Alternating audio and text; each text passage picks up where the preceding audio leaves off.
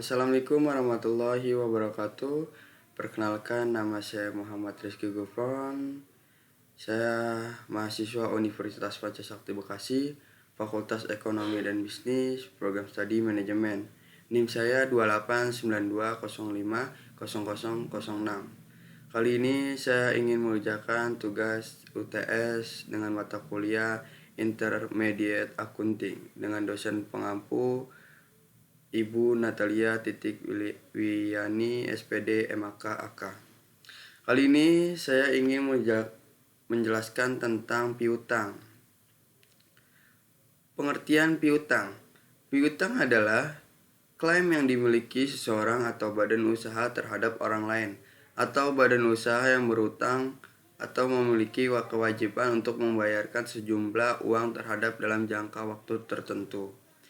Piutang termasuk sebagai salah satu aktivitas lancar dalam neraca perusahaan. Hal ini memiliki fungsi penting bagi perusahaan karena bisa berperan sebagai modal pinjaman. Karena itu, piutang bisa berfungsi untuk menjaga kelancaran sebuah bisnis dan dimanfaatkan untuk operasional dan pengembangan dari sebuah perusahaan. Fungsinya yang penting bisa menjadi pilihan bagi perusahaan sebagai pilihan untuk mendapatkan keuntungan. Lalu ciri-ciri piutang. Yang pertama yaitu nilai jatuh tempo. Ciri-ciri pertama adalah nilai jatuh tempo. Nilai jatuh tempo menentukan jumlah besaran yang harus kamu bayar. Nilai tersebut ditentukan dari penjumlahan antara nilai transaksi utama dengan bunga yang dibebankan. Jika kamu punya piutang, kamu tidak membayarkan sesuai dengan besaran kredit yang telah kamu beli, tapi ditambah dengan bunga yang sudah dijumlah kepada kredit tersebut. Yang kedua yaitu tinggal jatuh tempo. Kedua, kamu juga harus tahu tanggal jatuh tempo dari piutang yang kamu miliki. Hal ini biasanya berhubungan dengan kapan kamu harus membayarnya. Ada dua jenis tanggal jatuh tempo, bulan dan hari. Jika ditentukan berdasarkan bulan, maka kamu harus membayar di tanggal yang sama. Namun bulan yang berbeda dan jika hari, maka piutang harus dibayar sesuai dengan tanggal jatuh tempo yang sudah ditentukan. Yang ketiga yaitu bunga. Yang terakhir, ada faktor bunga yang juga harus dipahami. Dalam hal ini, bunga merupakan bentuk konsekuensi kepada pembeli atas waktu yang diminta untuk pembayaran tersebut. Selain itu, bunga juga menjadi keuntungan yang dimiliki penjual atas waktu yang diberikan kepada pembeli untuk membayar hutang yang dimiliki. Besaran bunga bermacam-macam dan ditentukan oleh si penjual. Lalu selanjutnya yaitu klasifikasi piutang. Yang pertama yaitu piutang dagang. Yang termasuk piutang dagang yaitu piutang usaha, akuntan receivable, dan wesel tagih. Piutang usaha merupakan piutang dagang yang tidak dijamin dengan rekening terbuka. Piutang jenis ini adalah perluasan kredit jangka pendek bagi pelanggan dan tempo pembayarannya sekitar 30 hingga 90 hari. Sedangkan wesel tagih dikuatkan dengan janji tertulis untuk membayar transaksi jual beli yang telah dilakukan. Selanjutnya yang kedua yaitu piutang bukan dagang. Penjualan surat berharga atau kepemilikan selain barang dan jasa. Yang kedua yaitu uang muka bagi para pemegang saham, direktur, pejabat, karyawan, dan perusahaan afiliasi. Selanjutnya pembayaran di awal pembelian.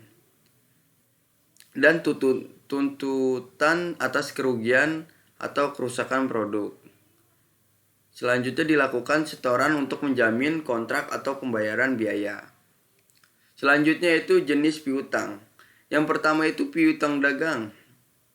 Piutang dagang itu akuntan receivable digunakan saat menjual barang atau jasa dengan kredit dan biasanya diperkirakan dapat ditagih dalam waktu singkat. Yang kedua itu wesel tagih, notes receivable, digunakan saat memberikan kredit dalam bentuk yang formal secara tertulis disebut promissory note. Yang ketiga yaitu piutang lainnya, termasuk piutang bunga, piutang pajak, dan piutang dari karyawan. Piutang wesel adalah surat berharga yang berisi perintah dari si penarik atau pembuat surat kepada si wajib bayar yang berutang untuk membayar sejumlah uang tertentu. Wesel dibedakan menjadi dua, yaitu yang pertama piutang wesel dengan bunga. Jenis piutang wesel ini mewajibkan pembuat wesel membayar sebesar nominal pinjaman atau harga atas transaksi jual beli ditambah dengan bunga yang ditentukan pada saat jatuh tempo pada penerima wesel. Yang kedua yaitu piutang wesel tanpa bunga.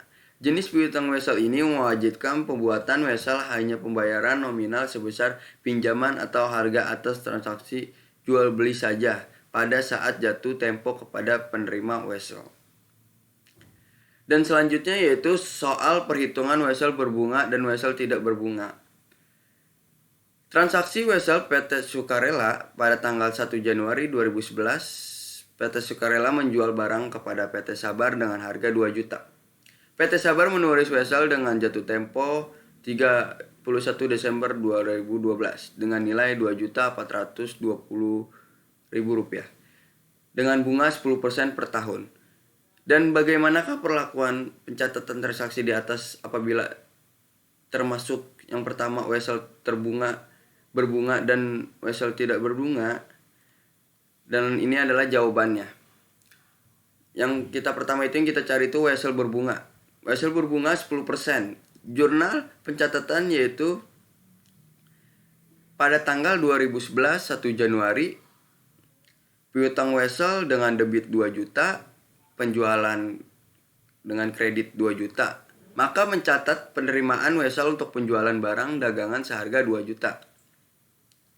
Lalu pada tanggal 31 Desember piutang bunga dengan nominal debitnya 200, pendapatan bunga dengan kreditnya 200. Maka mengakui pendapatan bunga untuk tahun 2011 sebesar 10% dari 2 juta rupiah. Lalu 2012 31 Desember dengan nominal kas 2 juta, debit 2.420, piutang wesel kredit 2 juta rupiah, piutang bunga kreditnya 200, pendapatan bunga 220 di kredit. Maka mencatat penyelesaian wesel tagih yang telah jatuh tempo sebesar Rp2.420.000 termasuk pendapatan bunga untuk 1 tahun. Ini adalah wesel berbunga. Dan selanjutnya ini ada wesel tidak berbunga.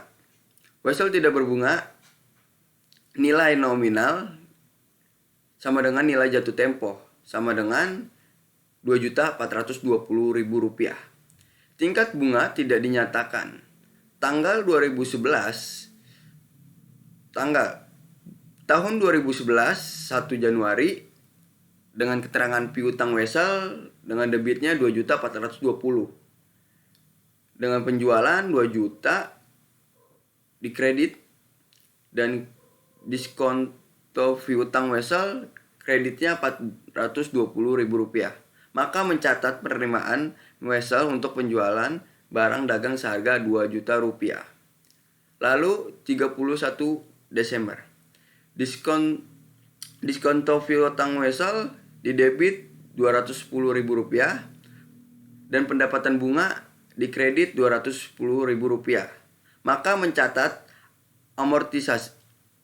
amortisasi diskonto piutang wesel dan pendapatan bunga untuk tahun 2011 besarnya amortisasi 12 bulan yaitu Rp420.000 dibagi 24 bulan.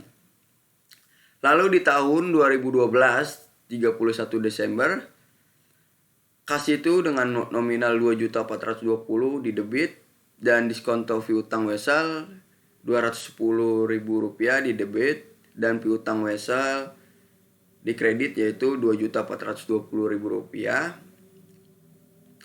Pendapatan bunga Rp200.000. maka mencatat penyelesaian wesel tagih yang telah jatuh tempo dan mengakui pendapatan bunga dan amortisasi diskonto piutang wesel untuk 1 tahun.